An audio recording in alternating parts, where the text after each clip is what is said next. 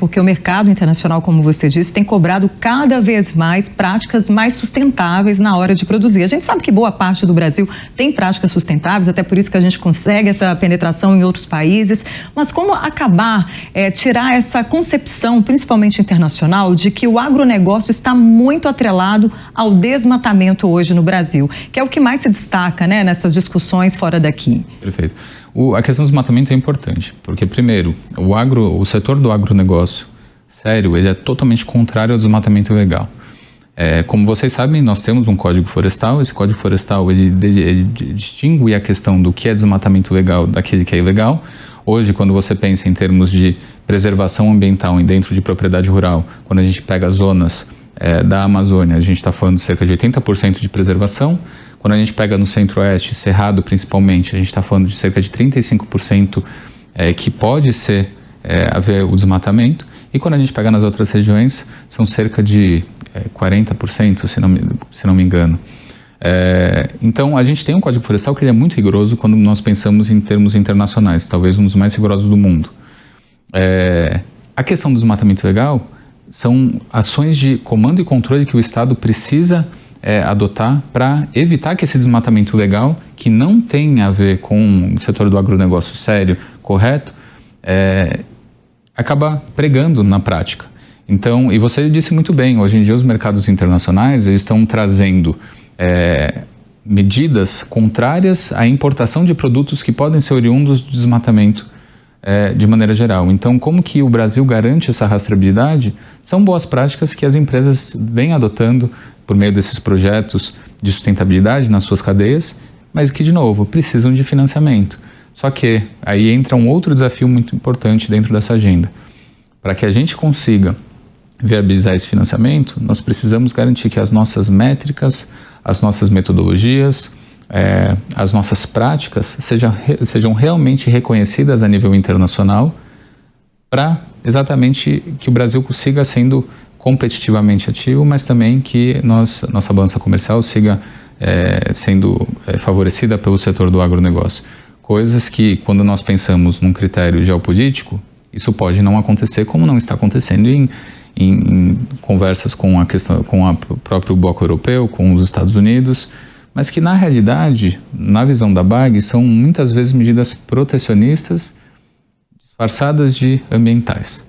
Porque o Brasil, como eu falei, ele é muito competitivo. Como que, dentro de um cenário geopolítico, os outros países encontraram mecanismos de reduzir essa competitividade do Brasil?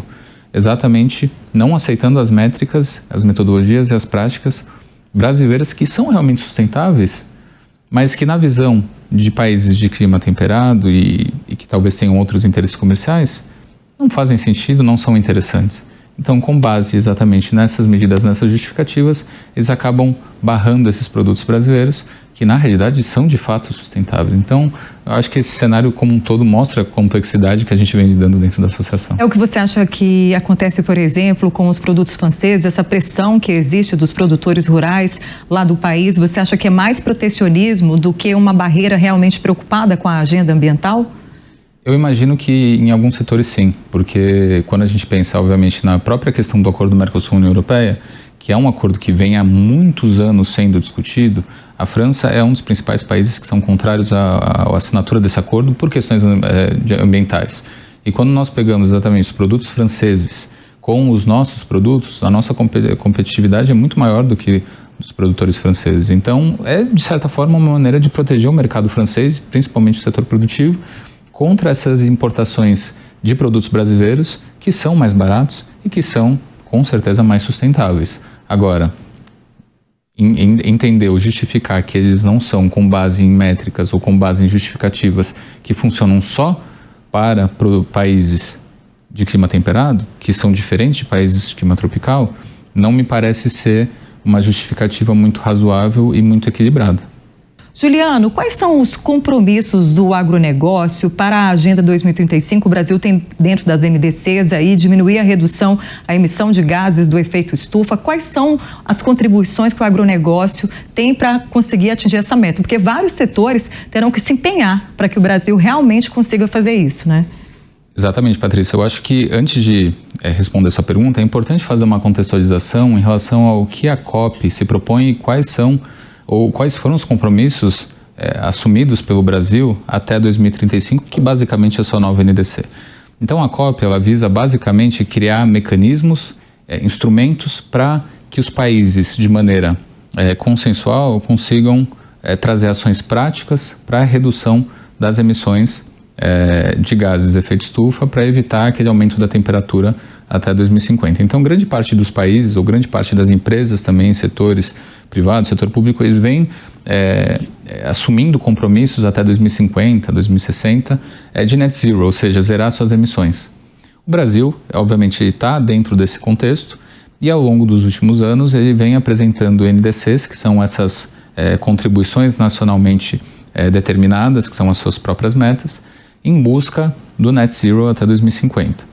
Então, a cada 5 anos, o Brasil ele acaba renovando as suas NDCs e até 2035 o Brasil apresentou uma NDC nova que visa reduzir as emissões de gases de maneira economy-wide, o que a gente chama para todos os setores da economia, de 850 milhões de toneladas de gases de efeito estufa até 1,5 gigatoneladas de gases de efeito estufa, o que é de fato bastante ambicioso.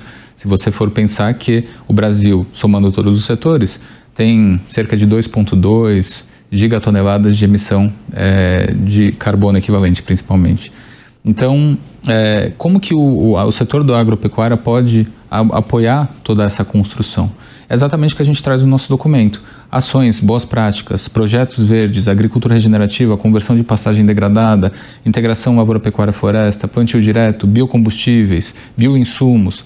Todas essas práticas, elas hoje são vistas como ações que podem contribuir com aquela agenda de mitigação e adaptação. Então, nós trazemos dentro desse documento uma coletânea, digamos assim, de ações que podem ser compreendidas dentro do ambiente da COP como ações realmente factíveis que o Brasil pode adotar dentro do setor agropecuário para contribuir com a agenda da COP. Então eu vejo que é muito mais nesse sentido. Só que ao mesmo tempo a gente sabe que, como você mencionou na abertura, a agenda da COP é muito maior do que isso. A agenda da COP é de mudanças do clima, não é da agropecuária. A agropecuária é um setor importante para o Brasil, talvez não seja para a grande maioria, porque quando a gente pensa em emissões globais, as emissões oriundas de combustíveis fósseis são muito maiores, né? Só que, quando você pega num cenário internacional, você percebe que grande parte dos países apresentam suas NDCs conectadas com ações da agropecuária, o que mostra que a agropecuária pode ser vista como uma das soluções. Se não me engano, são cerca de 141 NDCs, ou seja, 141 países apresentaram NDCs que possuem ações da agropecuária para atendimento das suas metas, o que, na nossa visão, e eu acho que fica muito claro, mostra, de novo, como a agropecuária é um setor importante para essa agenda do clima, e não é um setor que vai contribuir para as mudanças do clima. Em relação a isso, o setor, claro, a gente já comentou aqui, é essencial para a economia brasileira, para a segurança alimentar. Tudo isso junto com um uso excessivo também de recursos naturais, né? Da terra, do solo, da água.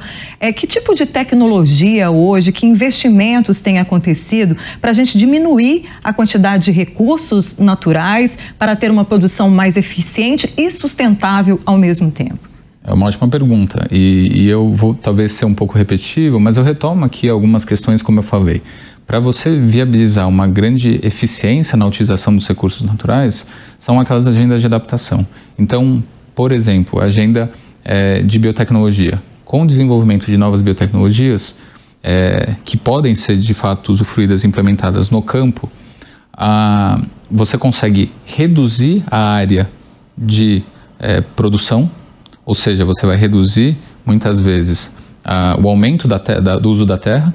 E isso pode ser visto ao longo dos últimos anos, principalmente para soja e para milho. Se você pegar um gráfico, se não me engano, Conab deve ter esses dados, em termos de produtividade em relação ao uso da área, você vê que a produtividade de milho, de soja, vem numa exponencial, enquanto o uso da área está chegando num platô, porque nós conseguimos cada vez mais ser mais produtivos em uma região menor do que antigamente, no qual era necessário a expansão territorial. Isso graças ao desenvolvimento da tecnologia, que a Embrapa muitas vezes foi importante nesses aspectos. Então, de novo, a questão da biotecnologia, você ter grãos, sementes que têm esse diferencial para reduzir o uso da terra, para reduzir o uso da água, para ser mais assertivo, inclusive, no momento em que você vai fazer a pulverização de defensivos químicos, você ser mais assertivo naquela região apenas, o que contribui, inclusive, para a redução do uso de combustíveis, porque os próprios maquinários agrícolas não vão precisar, muitas vezes, se movimentar ao longo da propriedade, eles vão ser muito mais assertivos, então se reduz também as emissões oriundas de combustíveis fósseis. Então, no final das contas, isso é só uma utilização de uma tecnologia, mas você tem, obviamente, contribuindo também com a redução do uso de defensivos, que são importantes, mas o uso de bioinsumos, que também reduz a necessidade de você utilizar fertilizantes, que também geram, obviamente, as emissões de dióxido nitroso. Então, todas essas tecnologias que vão sendo desenvolvidas, que estão dentro dessa agenda de adaptação, contribuem para a redução das emissões do clima e que são importantes para o setor da agropecuária.